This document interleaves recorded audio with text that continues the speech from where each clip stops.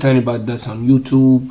I'm reacting to the youngest UFC fighter in history, 17-year-old Mexican fighter, bro. I heard about him, bro. I saw it on IG, bro, and I couldn't believe it. I was like, bro, he's 17 and he's getting punched and kicked and everything, bro, and that's good with everybody, bro. Isn't that like beating a child up? Bro? I don't know, bro. I don't know the politics about it, but look, let's react to it. Junior has signed with the UFC. He's the youngest fighter in UFC history when he signed, and I'm really happy for him, man. It must be a dream come true for any 17-year-old to be able to fight at the top organization. Hope this dude don't get no STD. It's all right there in his hands, man. Don't get no CTE or something, bro. Big win yesterday. He's some young. Really good skill, able to go 3 rounds very well at a fast-paced fight. Most of it grappling, but at 17, like, of course you're going to make mistakes. I see a lot of people starting to say, "Oh, this guy's gonna be nothing. Look how many mistakes he made in that fight." And the only thing is, yeah, he's gonna be in the UFC, so he's gonna be fighting top-notch fighters. But I'm pretty sure they're gonna be intelligent with the matchmaking. Not throw him to the wolves right away. And at 17, you're of course going to make many mistakes. True. Look at John Jones' UFC debut, and look how many mistakes he was 19, right? A lot. And he was not 17. And 100%, Rosas is probably going to be a featherweight. He is pretty skinny and everything. His body's going to grow. He's going to get bigger. I believe his future is going to be a featherweight. He is 5'9", which is pretty tall for bantamweight. But he shows some insane stuff, man. A lot of angst, like a lot of aggression in there instead of control. A lot of aggression to get the back. Didn't really have as much control when he was in the guard or anything like that. Some of it in the later rounds, but you could definitely see that he was trying to get something big out there. I mean, he started the whole fight with a shift Raul Rosas back kick. When do you ever see that? And he actually caught Gutierrez with the kick. His impatience was to be expected, going for the back as much as he did. Even at one point where he had full mount in the first round, he gave up control to land ground and pound shots, and Gutierrez is starting to roll around, and you can see that Rosas Jr. was mostly just looking to get the back of his opponent, as he got in each of the rounds, but the impatience was also matched with skill. He was very aware of what Gutierrez was trying to do.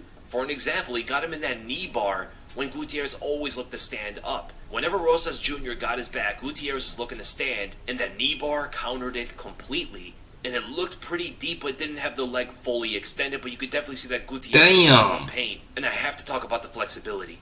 There was that this dude is flexible, yeah. 3 minutes and 11 seconds, where Rosas Jr. was able to keep himself on the back when Gutierrez was trying to pry open the legs. The flexibility here is out of this world. Plus, he's tall. He could be doing a lot of that. It was impossible for Gutierrez to get a grip here. And while doing this, Rosas Jr. was able to keep himself on the back without even posting. And then he figure fours. Look how he brings his leg under Gutierrez's body and hooks in that figure four without even posting with his hands to keep balance. That is utterly insane. He also had different kind of creative methods of successfully getting this fight to the ground. You could definitely tell he's more of a grappler than he is a striker. True. And right here, as he has one hook in Gutierrez's back, Gutierrez is standing up against the fence. Rosas Jr. kicks off the fence to force the fight on the ground so he can maneuver better. He found it much harder for himself to get the kind of control that he wanted while Gutierrez is on his feet. On the ground, he can scramble a little bit more as he has the ground to also work with. When Gutierrez is standing up, there is really no UFC going to another level, bro. On the ground, he absolutely can. Raul Rosas Jr. is a very creative fighter, and this even extended to some offense when it came to the stand-up, where he faked a flying knee and landed a double leg. So imagine going from the highest elevation of an attack, the highest altitude of an attack, a flying knee to your head, into one of the lowest altitude attacks, the double leg takedown.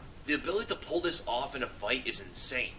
Mid-air, I mean, it is, but like, the flying knee is going to come. So I mean, up, which is causing himself to also the knee bar thing was more impressive to me, to be honest. Takedown a lot easier for Rosas Jr. to pull off. And while he's landing on the ground, he instantly drops, knowing 100% that Gutierrez is going to look to counter him. So what this showed here, Rosas Jr.'s speed to drop his weight so fast, faster than a counter right hook can hit him, is actually pretty remarkable. I recommend you guys going watch this in real time and look at how fast he drops his weight for that double leg. Rosas Jr. had 100% confidence here and secured that deep double leg. And not only that, Rosas Jr. showed how to defend the Dagestani handcuff, which is something that nobody's really been able to do, as Gutierrez is hooking on the inside of Rosas Jr.'s left leg with his own right. And as you can see where his ankle is, he's trying to pin that leg to the ground while holding onto that Dagestani handcuff. The Dagestani handcuff isn't the Habib and the Islam and the Hamza Dagestani handcuff, brother.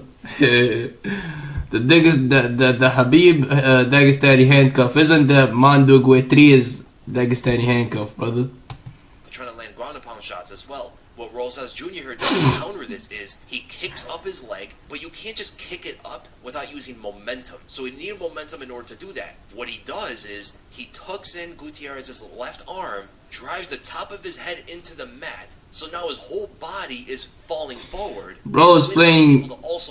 He a jiu-jitsu master, whatever, bro. Gutierrez to also fall in the same direction. As you can see, Gutierrez falls face first to the canvas. This is also going to shake up the grip of the Dagestani handcuff, and with that, Rosas Jr. is able to rotate around and try to grab onto that single leg. That is actually something that a lot of UFC fighters never even attempted to do before. And something I observed about Rosas Jr. is, look at the size of his waist. This actually impacted the fight a bit. He has a tiny waist. And when Gutierrez got his back toward the end of the second round, like a minute and 17 seconds, he couldn't even control him with a figure four. Rosas Jr.'s waist is so small, it's incredibly hard to control him and lock him down with a figure four if you have his back. He can literally just turn his body in there. He has enough space where you can just twist his body in there, and that's exactly what he does. Just turns around and gets on top of Gutierrez. You have to actually just hold the hooks in, which is pretty interesting to see how someone's anatomy, just physique, can allow him to get out of certain positions. But to be fair, we do have to look. Bro looks like a UFC my career player, bro. For an example, getting caught in a guillotine like 3 or 4 times in the fight is pretty bad,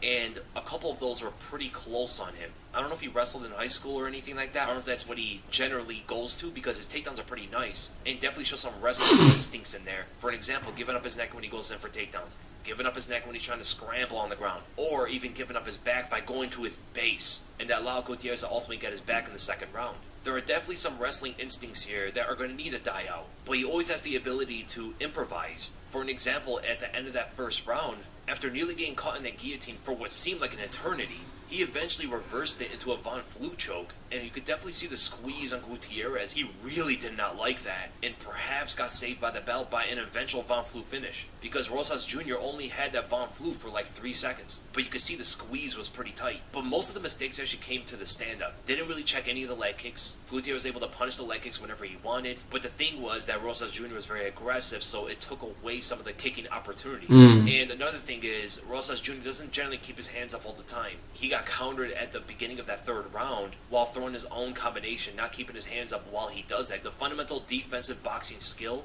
definitely needs some work from Rosas Jr., but I absolutely do see him getting better at that area 100%. You can see the contrast of Gutierrez. When Gutierrez landed that right hook, he held his left hand up. A complete opposite when it comes to fundamental boxing between the two fighters. And that's ultimately the end of the breakdown, guys. I'm really high on this guy. The only thing that can really hurt him is if the matchmaking is too tough. The fighters are too tough for him. He doesn't have enough time to grow. Any 17-year-old needs time to grow. It doesn't matter how good they are. And the only thing that it seems like fans are bro looks like his face got rearranged a couple of times. Yeah, damn. I mean, look at what they did with Sean O'Malley, which was great. I mean, it was an excellent road for him to build him up slow. I believe they're going to be able to do that with Rosas Jr. as well, because this kid has some skills, man. Good video, bro. I hope this dude Rosas does good, bro. But about the Dagestani handcuff, bro, it's not the same It's not the same handcuff when it's done by the Dagestanians, you feel me, or the Dagestanis, or whatever you call them. But bro, I hope he do good, bro. I hope he do good, bro, and I hope he doesn't get no CTE or whatever you call it, bro. I hope he stays healthy for a long time, and he be one of the greats. See y'all next time.